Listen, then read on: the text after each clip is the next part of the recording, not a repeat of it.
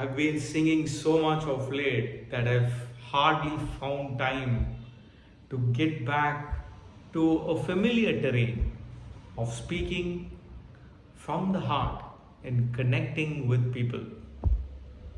I was a part of a few um, contests where I was on stage speaking to probably an audience of 100, people, and I had many rave reviews come my way. But a good friend of mine gave me some feedback that was not just hard hitting, but almost summed up what I was doing wrong. We also started speaking about a particular speaker who literally owned the stage and what he was doing right. Without any further ado, I would want to tell you what we were talking about and what that speaker did right. We felt that he was very focused in his body language, in the central message that he had to say, but there was a power in the voice and in what he was saying. There was a connect with the audience despite very few movements on the stage, despite very few gestures with the hand or the arm, but there was an excellent tone, a connect that was very personal, almost as though he was talking on a dinner table to a friend. It didn't sound like a speech, yet it was structured, coherent, and probably marked all the right spots on a ballot as well. And then we went on discussing how could he manage to do something like this? That's when our conversation turned philosophical.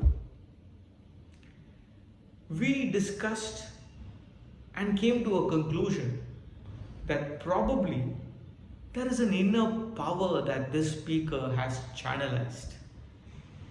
He doesn't seem that way when he is off the stage.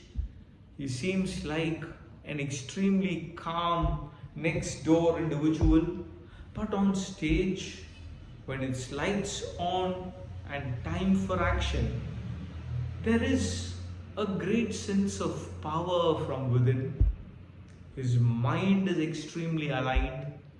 You can see that there is a very uncluttered flow of thought. He knows exactly what he has to say. There is hardly any nervousness about it. And there is a great sense of calm and comfort on stage. Almost as though that he was speaking only to a particular person on the table, as I just mentioned. So then I also thought to myself during the conversation with a friend that sometimes the connect with an audience, the connect with an individual just doesn't come with the power of words and what you choose to say. Sometimes, if you have to break the barrier between you and your audience, what you would have to do would be to understand if your tone, your inner power, your mind, and your words are all aligned and all want to say the same thing. And maybe some speakers are extremely good at creating a style for themselves and staying so true to that particular style. And that's probably what each one of us would have to find and master. Could we get and channelize our inner power, switch it on and get it to be alive and kicking? But at the same time, could we align it with the power of our thoughts, the words that we want to say, and how we choose to say that, and what would work best for us? Easier said than done. But then that conversation that day was something that has left an everlasting impact on me. I've tried to speak on a tone that would probably be less dramatic, would probably connect with an audience more ever since. And in this video too, I have been in pursuit of pretty much the same. This is not just for me.